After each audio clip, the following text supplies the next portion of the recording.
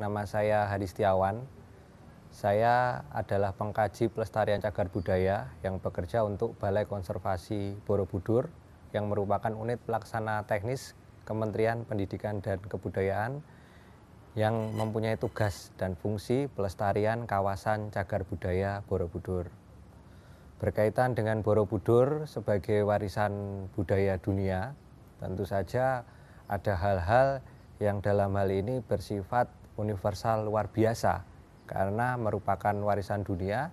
Jadi nilai-nilai yang ada pada struktur maupun bangunan pada kompleks Candi Borobudur yang dalam hal ini juga termasuk di dalamnya Candi Pawon dan Candi Mendut yang berada dalam satu kesatuan, itu dianggap memiliki nilai universal luar biasa dan diakui sebagai warisan dunia UNESCO. Dan berkaitan dengan Borobudur, khususnya struktur Candi Borobudur, ada hal yang sangat menarik dan istimewa yang tidak dijumpai di candi-candi manapun di dunia. Hal tersebut adalah relief pada dinding dan pagar langkan Candi Borobudur. Relief pada pagar langkan dan dinding Candi Borobudur ini merupakan relief berkarakter pahatan era Mataram kuno periode Jawa Tengah.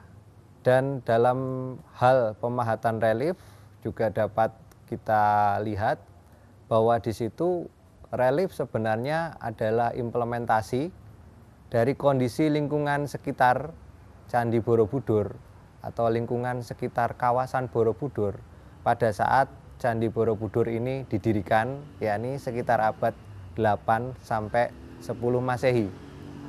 Hal ini bisa dibuktikan dari beberapa penggambaran-penggambaran, diantaranya penggambaran lingkungan, penggambaran manusia, penggambaran bangunan, penggambaran alat transportasi, dan yang secara eksplisit tidak disampaikan namun bisa kita lihat adalah kehidupan sosial budaya. Kehidupan sosial budaya di sekitar kawasan Borobudur yang menjadi dasar pemahatan relief cerita pada Candi Borobudur semuanya berasal dari manuskrip dari India.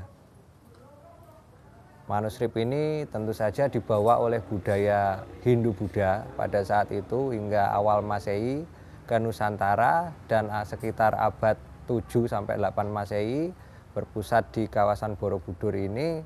Kemudian relief tersebut dipahatkan dalam bentuk relief cerita pada permukaan batu.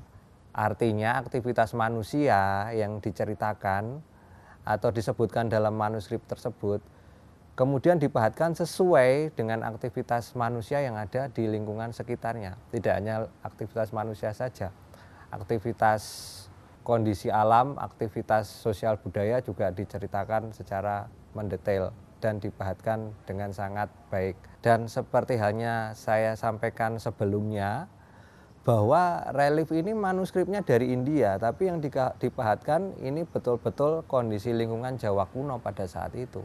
Nah, seperti yang dibuktikan dengan analogi etnografi yang masih terjadi sampai saat ini. Sehingga tentu saja bukanlah kondisi lingkungan yang ada di India, tapi kondisi lingkungan di sekitar kita. Sehingga sebenarnya dengan melihat relief itu sama saja kita melihat ke sebuah jendela masa lalu. Dalam sebuah panel kotak relief cerita, apabila kita memahami dan tentu saja fokus pada yang kita lihat apa saja yang digambarkan pada relief, seakan-akan kita akan dibawa melihat ke jendela masa lalu melalui relief di Candi Borobudur. Terkait dengan relief flora pada Candi Borobudur, ini bisa bermakna flora sebagai apa yang dilihat pada lingkungan dan sebagai pelengkap pada relief Candi Borobudur. Namun ini bisa berfungsi untuk melengkapi cerita atau mempunyai konsep-konsep atau mempunyai nilai-nilai filosofis khusus. Untuk relief tanaman yang dipahatkan pada relief Candi Borobudur memang kebanyakan ini dipahatkan dan berfungsi sebagai pembatas adegan dalam satu panel adegan, atau fungsi dekoratif, yakni menyampaikan informasi mengenai lingkungan di mana adegan cerita tersebut terjadi, kapan itu terjadi, di mana terjadi. Nah, ini tentu saja fungsi dari relief tanaman itu sendiri. Untuk penggambaran tanaman digambarkan sesuai dengan lanskap dari tema cerita yang dipahatkan pada relief cerita Candi Borobudur. Artinya kalau memang itu di telaga, penggambaran telaga itu seperti apa. Nah, tentu saja tanaman yang ada di telaga pun juga digambarkan di sana. Misalnya beberapa jenis spesies lotus yang bisa digambarkan pada relief cerita, ini juga spesies lotus yang memang ada pada telaga atau lingkungan perairan. Nah, lotus pun juga ada beberapa macam, sesuai dengan konsepnya, sesuai dengan filosofis. Lotus itu kan ada Padma, Utpala, dan Kumuda. Nah, konsep-konsep tersebut atau nilai-nilai filosofis terkait dengan lotus itu juga digambarkan secara detail pada Candi Borobudur. Sehingga dapat disimpulkan bahwa relief tanaman Candi Borobudur ini yang pertama dia mempunyai fungsi filosofis. Yang kedua, tanaman itu bisa digunakan untuk merekonstruksi kondisi lingkungan kawasan Borobudur sekitar abad 8 sampai 10 Masehi.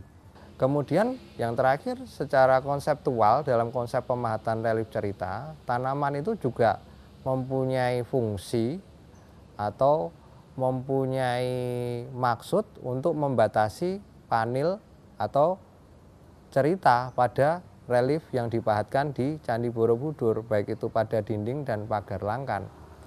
Tanamannya pun juga digambarkan sesuai dengan tanaman yang ada di lingkungan Jawa kuno abad 8 sampai 10 Masehi.